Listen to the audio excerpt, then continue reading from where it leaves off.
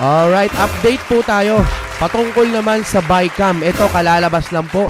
Galing ito sa UNTB. Yan. Use and Rescue, ano?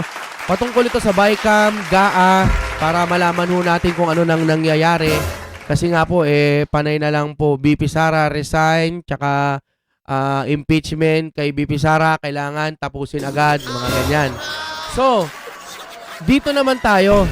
Para naman hindi matabunan yung issue talaga patungkol po sa BICAM. Ano na po bang nangyayari dyan? Alam ko parang gumugulong na or nakaprocess na. Simulan po natin ang ating panonood. Oh my God, we'll be back again. Come on. Now let's get down to business. Alright, UNTV nasa description yan. Simulan na natin panoorin. Tuloy ang oral argument sa April 1 and the court allotted 2 more extra days because they think it one day will not be enough to discuss our petition. Sa halip na isang araw lang ang pagdinig sa oral arguments sa petisyon na inihain laban sa 2025 General Appropriations Act o 2025 GAA, nagdesisyon ang Korte Suprema na gawing 3 araw na tuloy-tuloy ang oral arguments mula April 1 hanggang 3 sa Baguio City. Ayon sa petitioner na si dating Executive Secretary Attorney Vic Rodriguez, sinabi ng SC na kulang ang isang araw lang sa dami ng dapat talakaing issue sa petisyon. Sa dami ng dapat talakayin and perhaps because of the very difficult nature of understanding the budget process law and as well as the entire budget itself, yung aming remains na issue, 4 na issues yun na constitutional issue. Dagdag pa ni Attorney Rodriguez, obligado ring dumalo sa pagdinig ang chairman ng House Committee on Appropriations na si Marikina 2nd District Representative Stella Kimbo. Paliwanag ni Rodriguez, si Kimbo ang umamin na may blanco sa BICAM report ng 2025 GAA. Si Kimbo Si Kimbo. Okay. nag-admit na may blanco pero sinabi niya ito raw ay ministerial at iniwan na lang nila para sa mga miyembro ng technical working group. Nako, hindi pwede yun, no? Para sa akin, usapan kasi dito, malalaking halaga ng pera. Milyon, bilyon o trilyon, etc. kung ano man. Pera yun malaking pera yun. Tapos, ito, Kapitulo 3.4 ng Attorney Vic Rodriguez.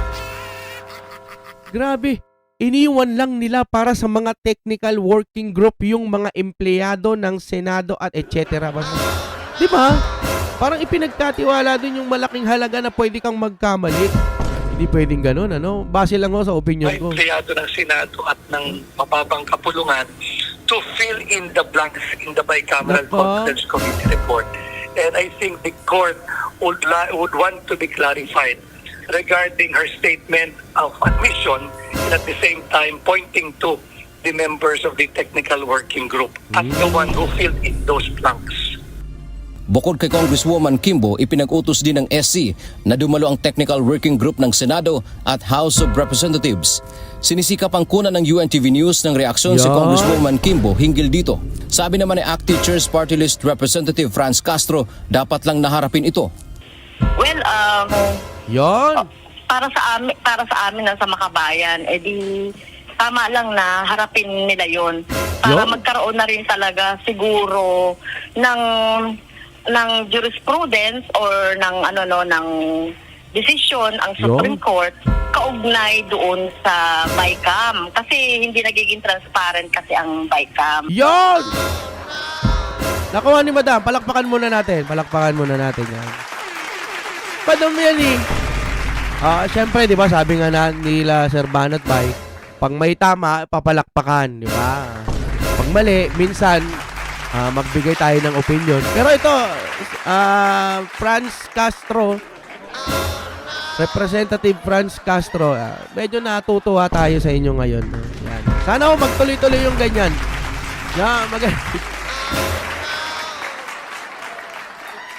Wala tuloy natin. Tingnan muna natin. Franz Castro, ano pa yan? So, sa pamamagitan nitong petition na ito, at yun nga, kailangan nilang humarap doon para Sagutin. makita talaga yung truth, no, behind doon sa binabanggit ng mga petitioner na tungkol doon sa mga blanco. Oo. Ayon pa kay Attorney Rodriguez, puspusa na ang kanilang paghahanda para sa oral arguments Wow. at paglalaanan niya ito ng oras kahit panahon na ng kampanya. Grabe ka, Attorney Vic. Sobra, saludo. Pangunahan naman ng Office of the Solicitor General ang pagtatanggol sa panig ng mga respondent. Dante Amento, UNTV, News and Rescue. Okay, ito naman ang karugtong niya ng UNTV natin, mga kapatid. Play natin, dara-diretso. Ipinag-utos ng Korte Suprema na dumalo sa oral arguments ng petisyon kontra sa 2025 General Appropriations Act o 2025 GAA ang chairman ng House Committee on Appropriations na si Marikina 2nd District Representative Stella Kimbo. Nako! Madam! Paano ba yan? Papinapatawa. Itong tunay na pagpapatawag, di ba? Siguro pagpapaliwanagin. Paliwanag ni Rodriguez, si Kimbo ang umamin na may blanco sa bicameral report ng 2025 GAA. Si Kimbo ang nag-admit na may blanco pero sinabi niya ito raw ay ministerial at iniwan na lang nila para sa mga miyembro ng Ayun. technical working group, yung mga empleyado ng Senado at ng mababang kapulungan to fill in the blanks in the bicameral conference committee report.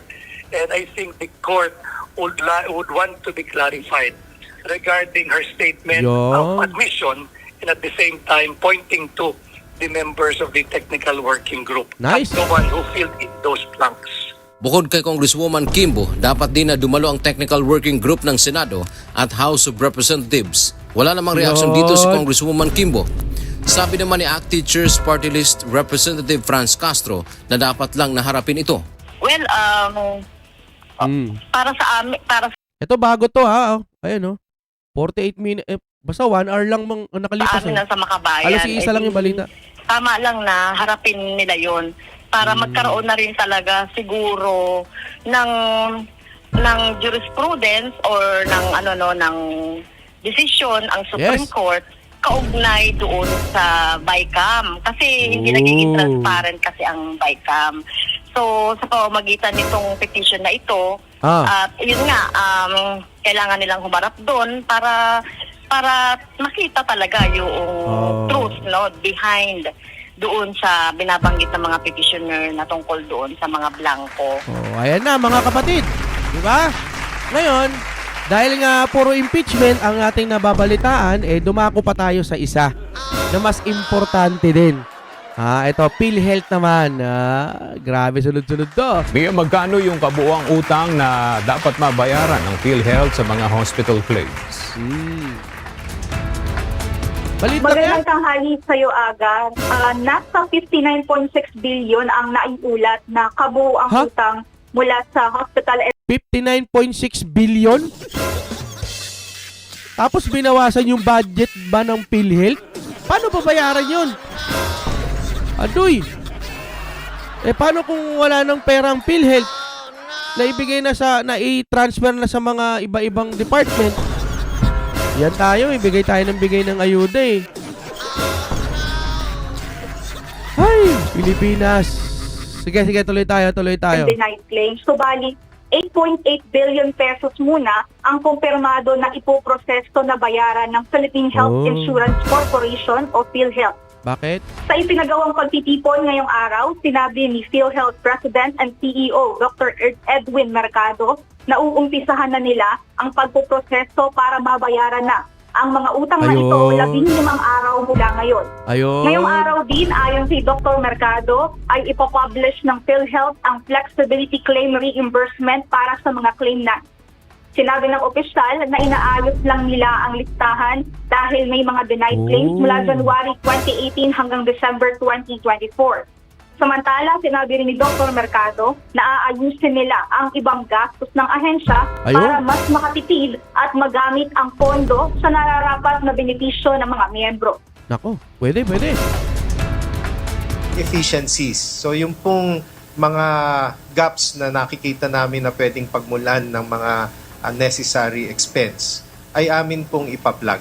Yun. Di kaila sa inyo na halimbawa po, merong napabalita na ngayong taong ito na ika-30 anibersaryo ng PhilHealth meron hong mga pagdiriwang nagaganapin. Pero yun po downscale namin para po yung mga na-save natin ay maibibigay natin as additional benefits sa ating mga miyembro. Pwede. Aga, ayon kay Dong Mercado, nais ng PhilHealth na makuhang Ay, meron tayong huli ha. muli ang tiwala ng publiko, kaya pagsisikapan nilang maiayos anuman ang kanilang mga pagkukulang. Yan muna ang update. Balik sa'yo, Aga. Yon, nice. Maraming salamat po. Dumako pa tayo sa isa. Ito po, pinakapang pinali ho natin. Patungkol ito dun sa bridge na nagiba, ano? Ano kaya masasabi ng ating presidente? Play na natin. Ito nga, na-inspection na natin. Nandito si Secretary Manny Bunuan para nga explain kung ano yung nangyari dito. Ang ending nito, ang punot-dulo nito, design flaw. It is a design flaw. Mali yung design. Mali yung design. Ang history kasi nito, dapat ang funding nito was supposed to be, ang project cost nito is 1.8 billion. So binawasan to under 1 billion para makamura. Ayan, inayos ngayon, ginawa ngayon yung detailed design. Design is really weak. Dahil kung tutusin ninyo, this is supposed to be a suspension bridge, nakasabit. Ganyan yung arko na ganyan, tapos yung bridge suportado ng kable. Ito lang ang suspension bridge na nakita ko sa buong mundo na hindi kable. At yan na mismo ang bumigay. Ayan diyan bumigay yung bakal. So mahina talaga ang design dito. Hindi natin kailangan malaking nung una pa nga ang ginagawa ito kasi naging umabot 900 million natin yung original na budget. Umabot ng 1.2 dahil nag-refit. Bakit Nag-refit pala eh. Refit. Nung nagko-construction pa lang, may nakita na gumagalaw, na mahina. Refit. Kaya kailangan balikan at refit. So, the whole process is, okay naman, yung construction, yung contractor, sinundan naman ang plano. By the book naman yung kanyang ginawa, up to specifications yung kanilang ginawa. Yun lang yung specifications, mali. So this is a design problem. Ayan mga kapatid. Yung mga gumawa siguro niya, mga engineer, matataas sa mga pinag-aralan, diba? Pero nagkakamali pa rin sila ng tansya. Alam nyo mga kapatid kasi pag nagkamali sila ng tansya dyan, or tinipid yung budget, or kung binulsa man, kung meron man, no? Kung meron man. Ganito po ang mangyayari sa bridge. Ngayon, ang problema niyan, kung i-refit na naman yan, o hindi naman kaya gagawin na naman, renovation, o i-fix nila yung mga dapat ayusin, panibagong budget na naman. So kung panibagong budget na naman, baka lang naman po, may panibago na naman pong kurakutan na mangyari. Sana lang po, pag gagawin ulit yung na yan, sana walang kurakutan. Sa atin lang naman, hindi tayo namimintang na may kurakot. Sana lang. Kasi, parang bago-bago pa yan eh. Ano nangyari? Parang 500 years pa lang yan eh. Sana lang walang kurakutan na mangyari sa mga susunod. Tapos, this is a 44-ton bridge. Dapat 44 tons ang acceptable load. Yung dalawang truck na yan, yung naiwan yung isa, over 100 tons yan. Dalawa yan. Oo. Ang problema pala, nakita natin yung video, di ba? Tuwang-tuwa pa yung driver kasi nga, pinayagan sila or hindi sila sinita ng guard daw na dumire-diretso sila. Dalawa pa pala yan, Akala ko isa lang, Ito rin mga sir, alam mo natin na mahirap pong maging driver ng mga truck, no? Pero minsan, isipin nyo rin kung bakit hindi kayo pwedeng dumaan dyan. Pero ang titigas ng ulo nyo, dumaan pa rin kayo dyan. Diba, no? Alam natin, sabihin na natin may pagkukulang yan. Tapos kayo, may pagkukulang na nga yung bridge na yan. Putik nyan. Hindi pa kayo nakaisip, ang lalaki ng mga truck ninyo. Sabihin na natin may kurakutan na nangyayari dyan. Sundan lang ho natin. No? Ito'y halimbawa lang naman. Tapos, dumaan pa kayo. Porket hindi kayo sinita, dapat alam nyo na sa sarili nyo na, ay, ano ngayon? Panahon ngayon ng government channeling. Na ayoko dumaan dito, baka ano to eh. Hindi, ang ibig lang ho natin sabihin, sample lang yun ang ibig lang natin sabihin dito, maging ano naman kayo, disiplinado naman kayo. Pag may guard dyan, o kaya walang guard, pag alam nyo naman na bawal talagang dumaan dyan, huwag na kayong dumaan. Imbis na mamapadali kayo, ayan tuloy ang nangyari. Ay, tuwa pa sila nung nagdadrive. Ayun, wasak. Hindi ho ganoon mga sir. Pag alam nyo bawal, wag. Ito namang guard, ewan ko, ba't hindi sinita? Baka nag-EML o nagtumatalpak. Naman. Ang dumaan.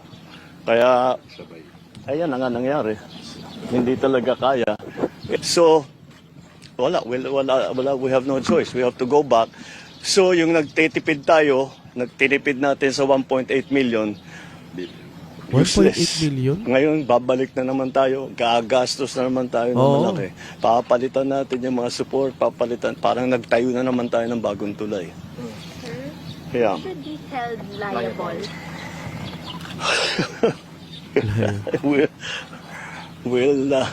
You know, I always have a saying, fix the problem, not the blame.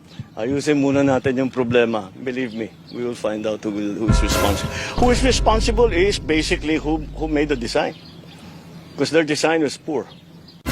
Siguro okay ang design. Siguro yung papatibayin mo. Kasi yung design mo, okay naman siguro. Pero kapag hindi matibay yung design, basta yun. Look, what happened? And then also, dapat may managot, sir, those trucks should never have been on the bridge. Oo.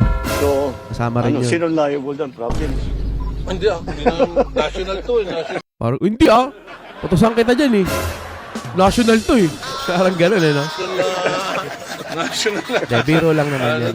Yeah, we have to be more careful about monitoring yung mga load. Kasi, hindi daw sinita ng guard eh. Hindi daw sinita, dire-diretso lang. Yung mga hindi nanita dyan, ba't di nyo naman sinita? Kayo naman? Ano ng problema? Kung ayan, isang mali nyo lang, ganyan ang nangyari tuloy. 4 tons ang sinasabi, sasakyan mo ng 200 plus tons. Medyo hindi nakakapagtaka na ganito ang mangyayari. So alam na natin sa susunod, pag hindi kayo sinita, wag naman di kayong tumuloy. Pangit na nga yung bridge eh. Hindi na nga matibay. Tapos sasabayan nyo pa ng kamangmangan. Yun tayo eh. Siguro hanggang dito na lamang mga kapatid. Maraming salamat sa UNTV. Yan mga balita. Abang-abang lang po kayo. Makikinig pa tayo at manonood pa tayo ng ibang mga balita at gagawa natin yan ng reaksyon at opinion. Katulad po nito, maraming salamat sa panonood. Oh my God, we're back again.